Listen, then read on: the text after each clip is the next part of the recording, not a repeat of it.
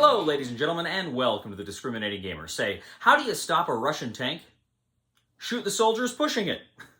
Ladies and gentlemen, today we're going to go ahead and take a look at D-Day to the Rhine, 1944, from Worthington Games.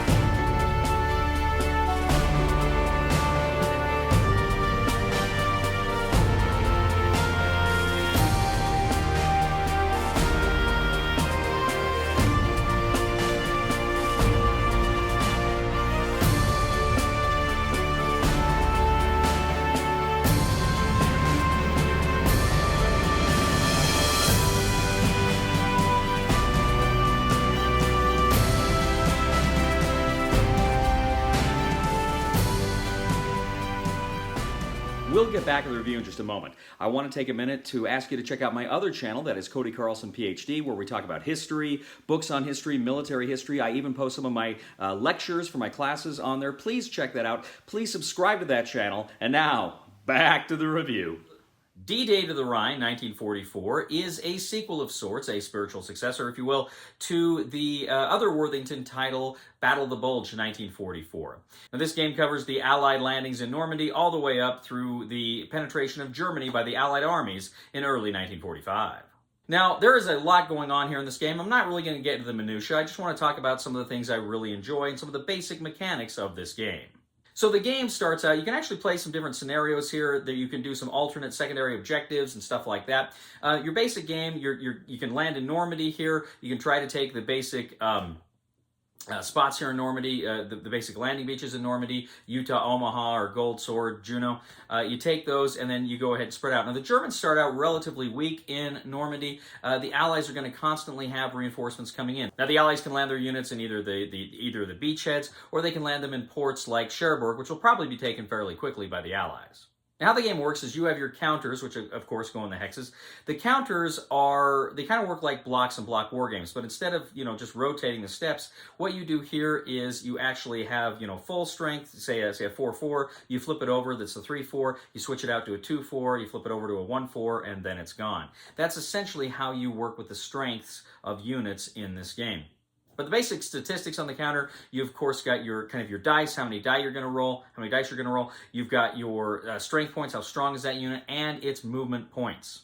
Now, just like in most other hex and counter games, depending on terrain, that's going to affect your movement points, how many you move into. But how you activate units is every round you've kind of got a tracker that's going to show what units are going to come in for reinforcements, but it's also going to say how many resource points you get. So you're essentially, all things being equal, it's going to cost 1 resource point to activate a unit. But you're also going to spend resource points on kind of flipping units over to strength.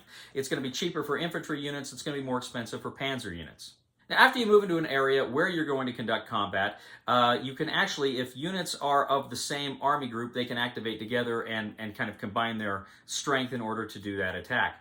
But what you do is you look at how many die you're going to be rolling for all of your units. You're going to compare that with any special modifiers that might be going on. Along your track, it may say if you kind of get air support or paratroopers, which can add to the number of die you're going to use.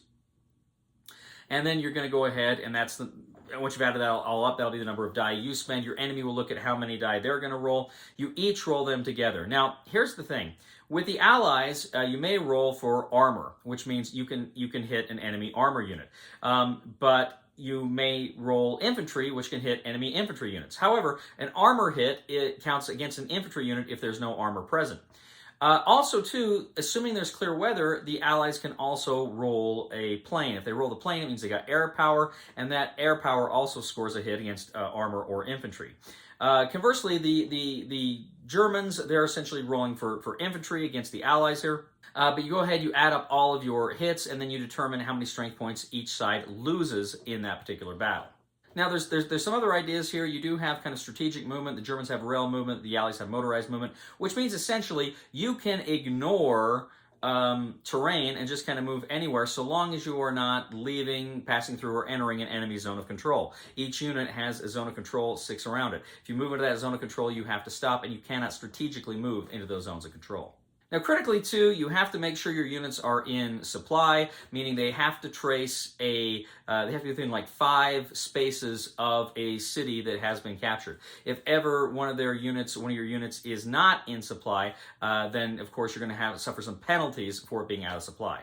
Now, there's different victory conditions here. There's a sudden death victory if the Germans can completely wipe out the Allied force. There's none on the continent. Then they instantly win. If the Allies can succeed in getting units off the board, off the eastern edge of the board, I think before February, then they win an instant victory. Now, there are also various Allied and German major and minor victory conditions, depending on where their positions are on the board, depending on, how many cities they're taken, or, what locations those cities are, how badly one side or the other is being mauled. And then there are a host of kind of optional game rules and various options that you can use to customize the game as you want to do it. But if you succeed in a sudden death victory or achieving your specific operational objectives for that scenario, then you win! D-Day to the Rhine, 1944. So I was a big fan of Battle of the Bulge 1944. In fact, I would probably go so far as to say Battle of the Bulge 1944 is probably my favorite. I don't want to say it's absolutely my favorite, but it's probably among my favorite hex encounter games of all time. I like it because it's a good Battle of the Bulge game that plays in, 2 hours or less, and that's really cool that you can play a game that has this depth to it that's that light. So I've been really looking forward to D-Day to the Rhine, and D-Day to the Rhine brings to it a lot of the same things you loved from Battle of the Bulge. It's got the same time frame. It's about a 2-hour game. You've got some really fun and interesting tactical decisions throughout the game about what to defend and what to let go. It can, depending on how you're playing it, it can bog down into kind of German static defense along the Siegfried line. But, I mean, there's still plenty of, I think, a lot of tactical options that you can play with depending on what kind of victory you want to win and just how fluid you want your defense to be for the Germans and how aggressive you want your fight to be for the Allies. It's very interesting. Now, I will say, we played this the first time, and it was, I think there were a few little things we're getting wrong. I went back, kind of did it again, looking at it, from the perspective playing against myself there, and it's a very interesting game. I really like the tactical choices here. Having said that, I think I still prefer Battle of the Bulge, and I like the victory conditions of Battle of the Bulge better. I thought they were just a little more fun. It was a little more clear. The victory conditions here are just a little, I don't know, do this and do this and do this and do this, do this, and I just wish they were a little more straightforward. I realize they're going for a certain kind of historical accuracy there. I get that, but I still wish there was easier way you could have done it just by assigning, say, cities point values or something like that, like they do in Battle of the Bulge, which I really enjoyed. But all told, this is a fun war game. It's got a lot of punch. It's got a lot of meat to it. It'll have a place on my shelf, although I probably will grab Battle of the Bulge more than I'll grab this one. I can see me pulling this one out every now and then because it's great fun. It's great hex encounter. Not too heavy, but heavy enough that there's some meat to it game. Recommendation for the discriminating gamer for D-Day to the Rhine 1944 is buy it. Well, ladies and gentlemen, thank you once again for joining us today on The Discriminating Gamer. As always, we ask you to please leave a comment for us on YouTube, on Board Game Geek, on our Facebook page, or on thediscriminatinggamer.com. We'd ask you to please like us on Facebook, subscribe to us on YouTube, and follow us on Twitter. I'd ask you also please check out my other channel, that is Cody Carlson PhD, where we talk about history, military history, books on history. I'm even, right now, currently uploading my World War II lectures for my course on that channel. So please check it out. Please subscribe. That would mean a lot to me. And please give a thumb to this video on Board Game Geek. That helps us out a lot as well. And if you're a fan of the channel, please click on the super thanks button on the YouTube page here to offer a contribution. Well, ladies and gentlemen, let me ask you one question here. What do you call a Russian tank brigade returning from Ukraine? An infantry platoon. Please somebody help me on my feet again, and I don't know where I'm going, and I don't know where I've been. Please somebody help me on the solid ground. It's a long time, and I'll be dying. Once a year I wind up in the band. I took self-sacrifice. I went down to one before I took that card. Shoot. I will draw. I'm going to draw 2 cards. Oh, it's so funny. So here's the thing: if I was a trader, I would draw that card. If you were the trader. Pop. Now this is what she said. What? Wow, you okay? He was loyal the whole time.